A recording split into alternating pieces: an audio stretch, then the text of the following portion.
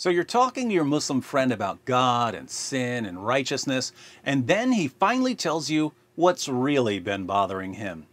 Why do Christians eat pork? Unless he's an American convert to Islam, in which case he'll say it like this. Pork is the white man, and the white man is pork. Have you spelled white man backwards? What does it spell? Pork. Now, when this topic comes up, you'll have an urge to start explaining the differences between the Old Covenant and the New Covenant, and to show your Muslim friend certain passages about dietary restrictions to help him understand what the Bible is saying to various groups. But you must resist this urge, because if you let your Muslim friend keep talking about pork and the Bible, he will eventually bury his own prophet. Let's see how this is done. With us, as always, is everyone's favorite fake debater, Dr. Zakir Naik. Dr. Naik, could you show us how to bury your own prophet? I mean, could you tell us why we shouldn't eat pork? Bible says in the book of Leviticus, chapter number 11, verse number 7 and 8, that thou shalt not eat the flesh of swine, nor touch its carcass. It's unclean for you. He's dug the hole, ladies and gentlemen. If Zakir Naik were a truck, he'd be grave digger. Keep going, Dr. Naik. A similar message is given in the book of Deuteronomy, chapter number 14, verse number 8. Though the swine has cloven foot, and it chews not the cud, it is unclean for you. Dr. Naik has officially lowered Muhammad's body into a freshly dug grave. All that's left is to fill the hole with dirt. And Jesus Christ, peace be upon him, said in the Gospel of Matthew, chapter number 5, verse number 17 to 20, that think not that I have come to destroy the law of the prophets. I have come not to destroy, but to fulfill. For anyone who breaks one of the least commandments shall be called least in the kingdom of heaven. And what does that mean, Dr. Naik? That means if you break one law, one jot or tittle from the Old Testament, you shall not enter Jannah. So long, Muhammad. You've officially been buried by Dr. Zakir Naik. How so? Well, Dr. Naik quoted Leviticus 11, verses 7 and 8. But what happens when we start at verse 1? The Lord said to Moses and Aaron, say to the Israelites, of all the animals that live on land, these are the ones you may eat. You may eat any animal that has a divided hoof and that chews the cud. There are some that only chew the cud or only have a divided hoof, but you must not eat them. The camel, though it chews the cud, does not have a divided hoof. It is ceremonially unclean for you. The hyrax, kind of rock badger, though it chews the cud, does not have a divided hoof.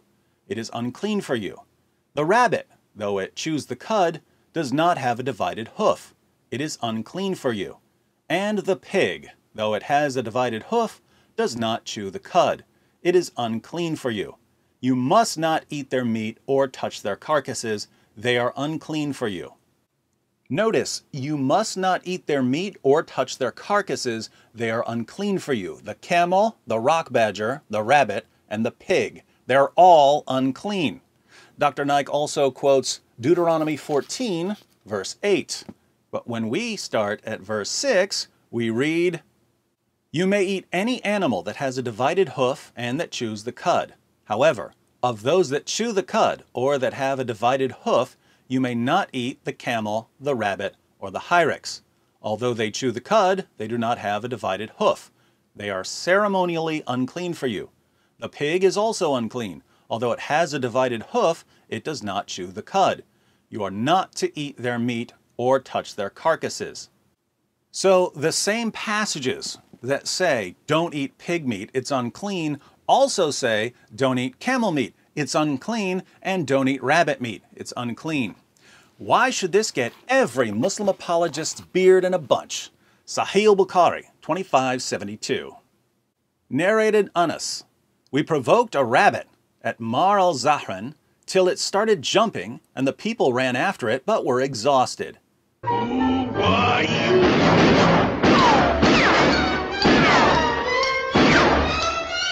I overpowered and caught it, and gave it to Abu Talha, who slaughtered it and sent its hip or 2 thighs to Allah's messenger. The narrator confirms that he sent 2 thighs.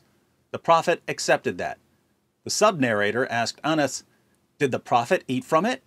Anas replied, "He ate from it." Muhammad ate that unclean, wascally wabbit, and he liked it. Hey, what's up, Doc? We really mean it. Sahih al-Bukhari, 2485.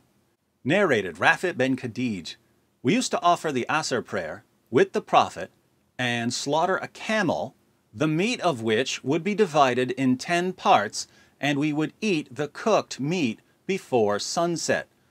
Muhammad and his companions would eat the camel meat." The Quran itself allows Muslims to eat camel meat. Surah 22, verse 36.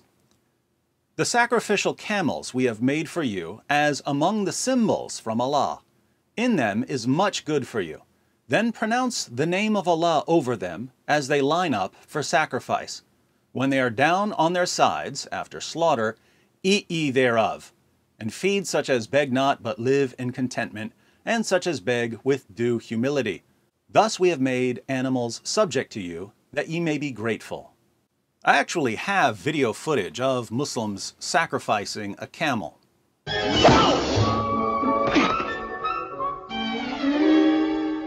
Even more interesting, Allah specifically commands Muslims not to follow Jewish dietary restrictions.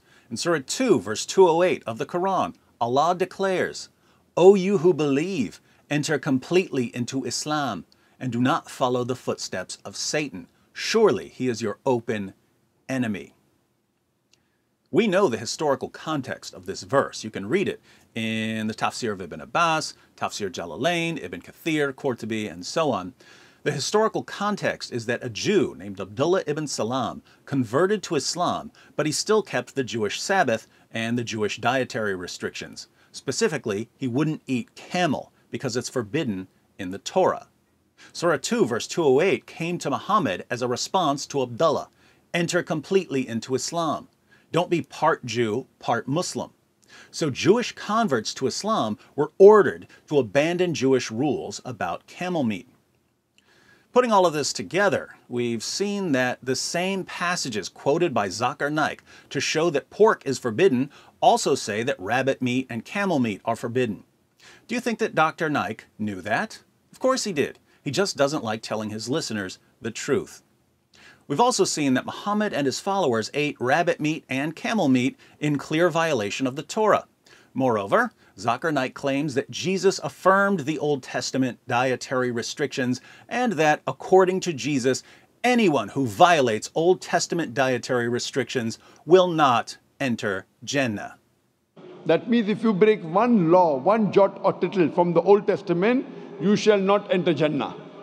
This means that Dr. Zakir Naik not only buried Muhammad, he also proved conclusively that Muhammad will never enter Jannah. According to Zakir Naik, Muhammad stands condemned before both Jesus and Moses because he ate camel and rabbit. So, how are you Muslims going to respond? Are you going to tell us not to take those dietary restrictions too seriously? Are you going to say that the Mosaic rules about clean and unclean foods can change from one prophet to the next? Too late.